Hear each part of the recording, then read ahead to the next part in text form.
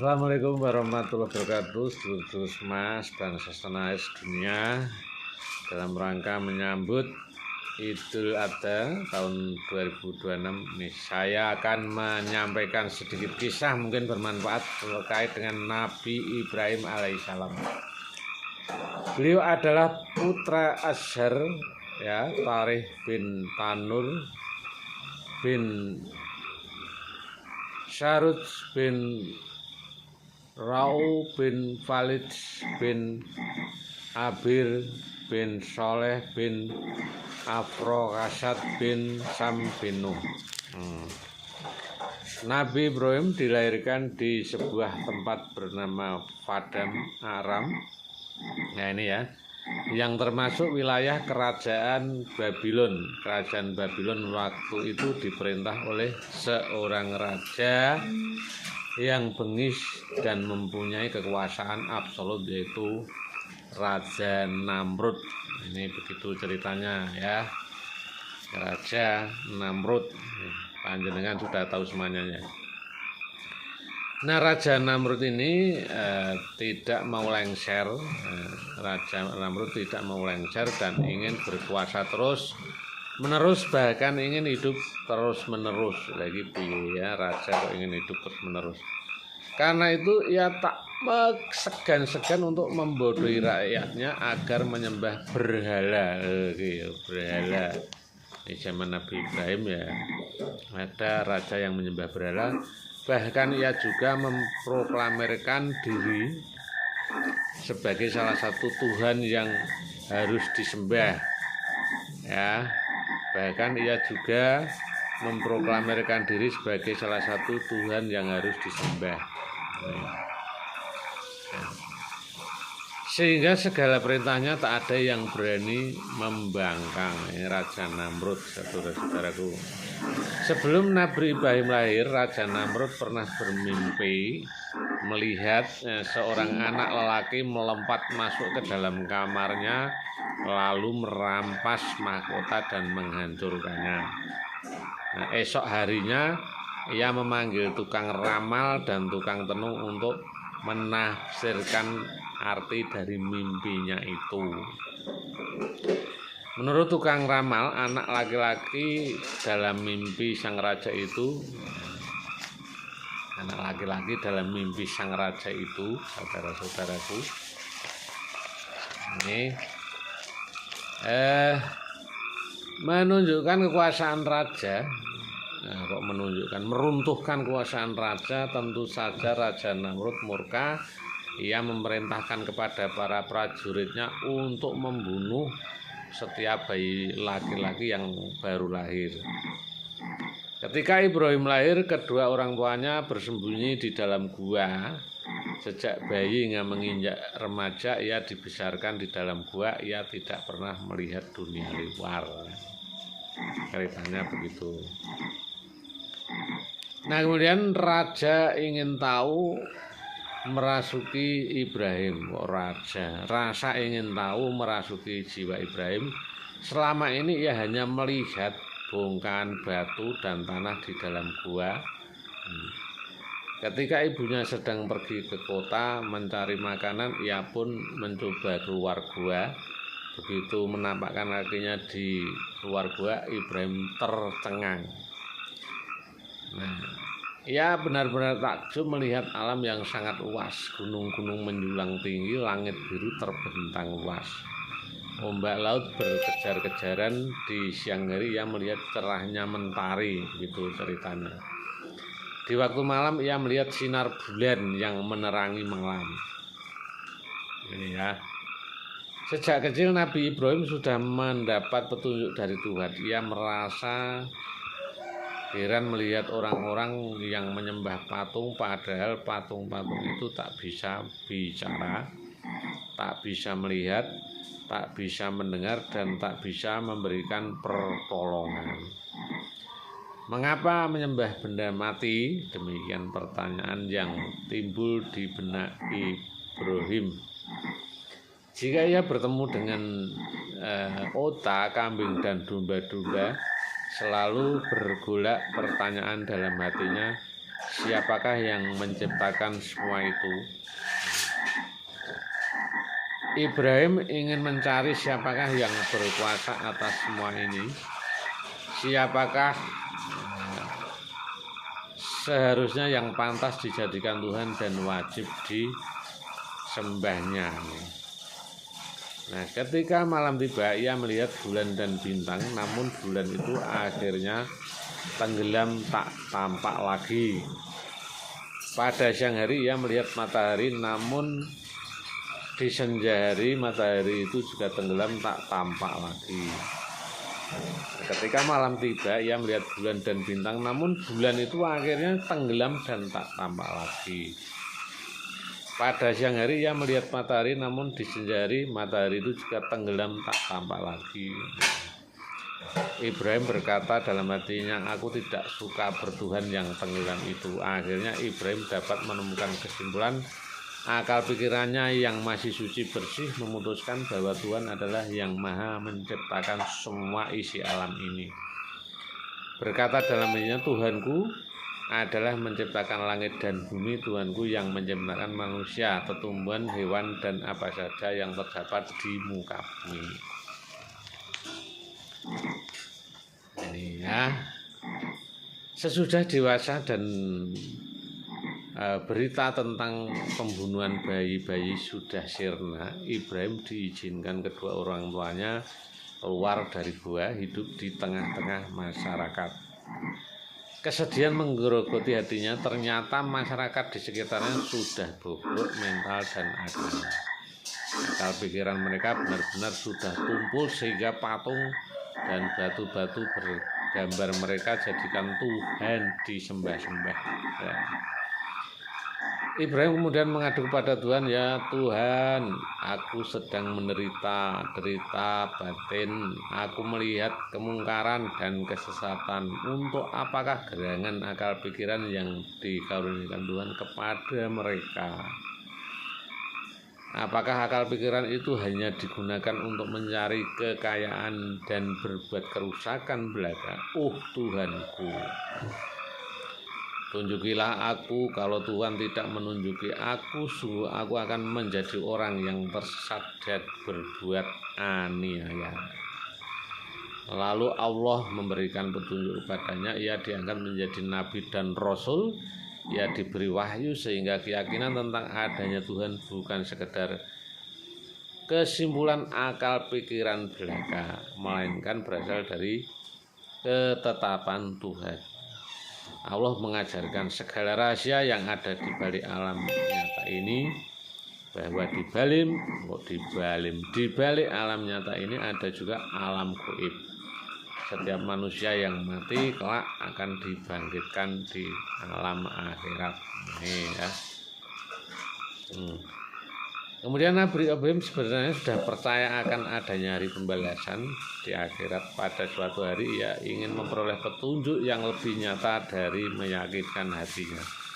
Maka berdoalah ia kepada Allah, ya Tuhan, perlihatkan kepadaku bagaimana Engkau menghidupkan orang-orang mati.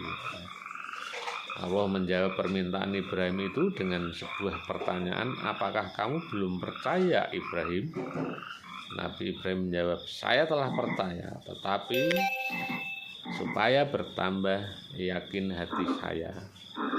Tuhan kemudian memerintahkan Ibrahim mengambil 4 ekor burung, keempatnya dipotong-potong dan tubuhnya dicerai-beraikan atau dipisah-pisahkan. Potongan-potongan kecil dari keempat burung itu dilumatkan, kemudian dijadikan 4 onggok. Masing-masing onggokan diletakkan di puncak 4 bukit yang telah letaknya berjauhan. Ibrahim kemudian diperintahkan mengambil burung-burung itu. Ini Nabi Ibrahim diperintahkan mengambil burung-burung itu, gitu ya. Nah, tiba-tiba saja burung itu hidup lagi seperti sedia kala dan menghampiri Nabi Ibrahim. Kini bertambah yakinlah Ibrahim akan kekuasaan Allah yang menghidupkan suatu sesudah mati. Allah kemudian berfirman kepada Ibrahim, demikian pula aku akan membangkitkan manusia yang sudah mati untuk dihidupkan di alam akhirat, dan akan dihisap amal perbuatannya sewaktu di dunia, dan semua manusia akan menerima balasannya sendiri-sendiri. Nah, ya, Nabi Ibrahim. Nah, sebelum Nabi Ibrahim mengajak kaumnya untuk meninggalkan penyembahan terhadap berhala, pertama kali yang diajak menyembah Allah adalah ayahnya sendiri. Ayah Nabi Ibrahim bernama Azar adalah pembuat patung berhala. Ia memperingatkan ayahnya dengan bahasa yang lemah lembut penuh kesopanan. Wahai ayahku, mengapa engkau menyembah sesuatu yang tidak mendengar, tidak melihat, dan tidak dapat menolong kamu sedikit pun? Wahai ayahku, sesungguhnya aku mempunyai ilmu yang diberikan Allah dan tidak mungkin diberikan kepadamu. Maka ikutilah nasihat-nasihatku, niscaya akan menunjukkan kepadamu jalan yang lurus. Wahai ayahku, janganlah engkau menyembah setan, sesungguhnya setan itu durhaka kepada Tuhan yang Maha Pemurah. Wahai ayahku, sesungguhnya aku khawatir engkau akan ditimpa azab dari Tuhan yang Maha Pemurah, maka engkau menjadi kawan dari setan. Tapi ayahnya tidak mau mengikuti ajakan Nabi Ibrahim. Berkata ayahnya,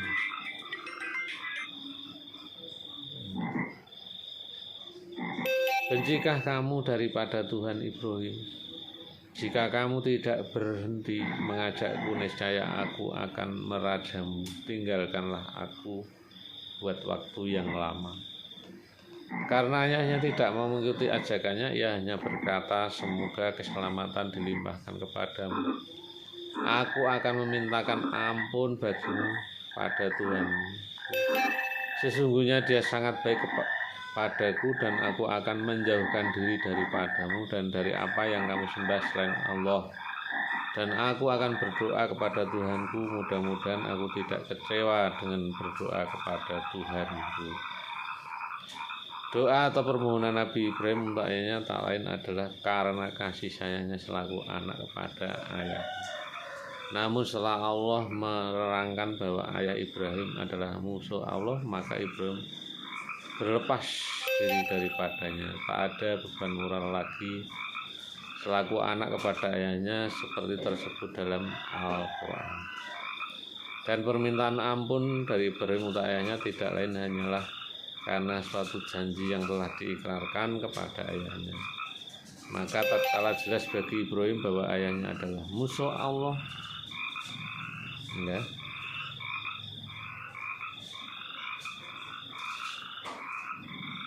maka Ibrahim berlepas diri daripadanya. Sesungguhnya Ibrahim adalah seorang yang lembut hatinya, lagi penyantun.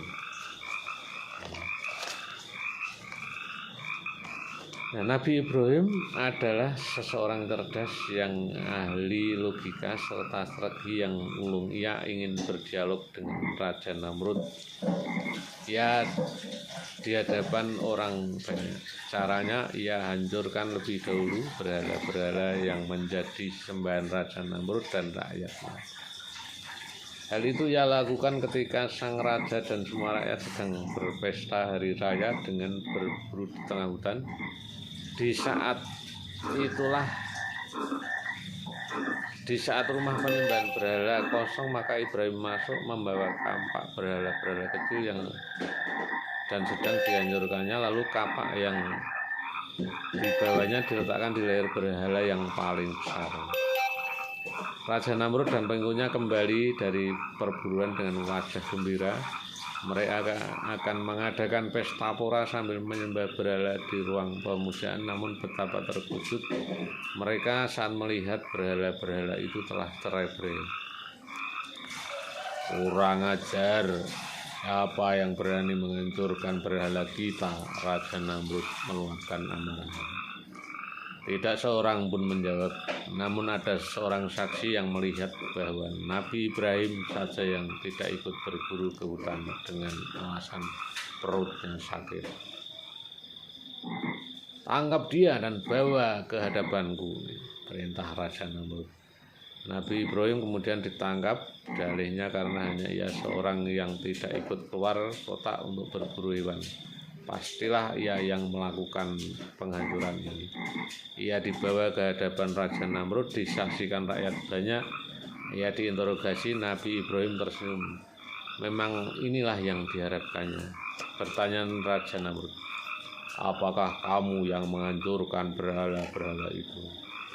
Bukan, jawab Nabi Ibrahim. Ibrahim, sengah Raja Namrud, cukup banyak bukti yang menunjukkan kaulah pelakunya. Tak usah mangkir. Bukan aku pelakunya, jawab Nabi Ibrahim. Untuk memancing emosi Raja Namrud, ia ingin mengajak dialog raja itu. Baiklah Raja Namrud, kata Nabi Ibrahim, saya punya pikiran, kamu juga punya pikiran. Kalau mencari siapa pelaku penghancuran berhala-berhala itu, maka tanyakanlah kepada berhala yang paling besar itu. Bukankah apa itu menggantung di lehernya? Berarti berhala yang paling besar itulah pelakunya.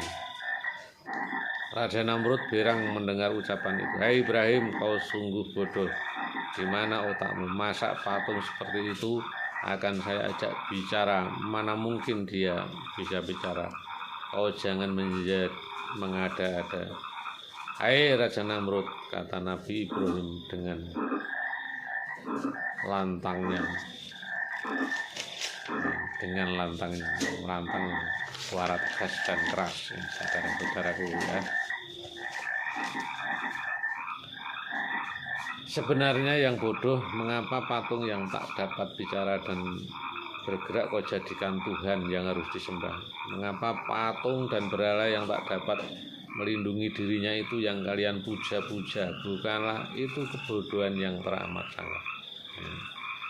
Raja Namrud dan pengikutnya terdiam mendengar jawaban Nabi Ibrahim. Sebagian masyarakat yang akalnya sehat membenarkan ucapan Nabi Ibrahim itu. Namun mana berani mereka angkat bicara. Sementara Raja Namrud dan pengikutnya tak dapat membantah, hanya amarah yang timbul di hatinya. Dan langsung Raja Namrud merintahkan tentaranya ke Nabi Ibrahim untuk ditangkap dan diikat. Apa hukuman yang pantas dijatuhkan untuknya? Tanya Raja Namrud kepada para penasihat. Bakar saja ia sampai mati, jawab para penasihat kerajaan. Kayu-kayu segera dikumpulkan, Nabi Ibrahim diletakkan di atasnya. Dalam keadaan terikat, kemudian dibakarlah ia hingga kayu yang bertumpuk-tumpuk itu habis. Raja Namrud dan rakyatnya mengira Nabi Ibrahim akan hangus menjadi abu. Namun setelah api itu padam, Ibrahim masih segar bugar. Itulah mukjizat Nabi Ibrahim, tak mempan dibakar. Ini karena Allah Subhanahu wa Ta'ala. Ini ya saudara-saudaraku.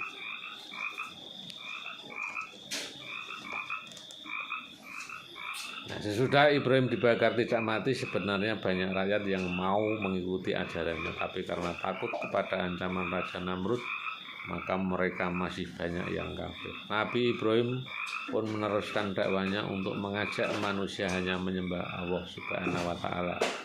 Hal ini membuat murka Raja Namrud. Suatu hari Nabi Ibrahim dipanggil menghadap ke istana Raja Namrud.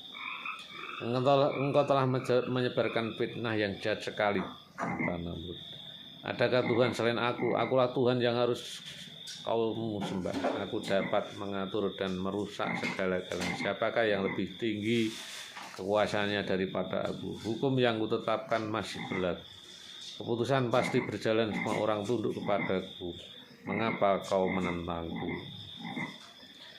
Dengan tenang Nabi Ibrahim menjawab, Tuhanku adalah Allah Subhanahu wa Ta'ala. Dialah yang kusembah. Dia telah menciptakan kamu dan aku yang asalnya tidak ada. Ia sanggup mematikan dan menghidupkan siapa saja yang dikehendakinya. Ia adalah pencipta langit dan bumi. Raja Namrud menyanggah jawaban Nabi Ibrahim itu dengan pendapannya yang konyol. Aku juga bisa menghidupkan dan mematikan. Benarkah? Tanya Nabi Ibrahim. Raja Namrud kemudian memerintahkan pengawal untuk mengeluarkan 2 orang narapidana.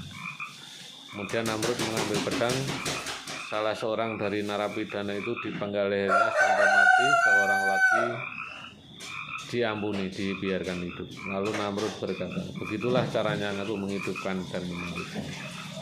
Itu bukan mematikan, melainkan membunuh dengan cara biadab dan kejam, kata Ibrahim. Tuhanku bisa menjalankan matahari dari timur ke barat. Jika kau memang berkuasa, Namrud, cobalah kau jalankan matahari itu dari barat ke timur. Namrud terbungkam, tak bisa bicara. Tantangan Nabi Ibrahim benar-benar membuatnya keok.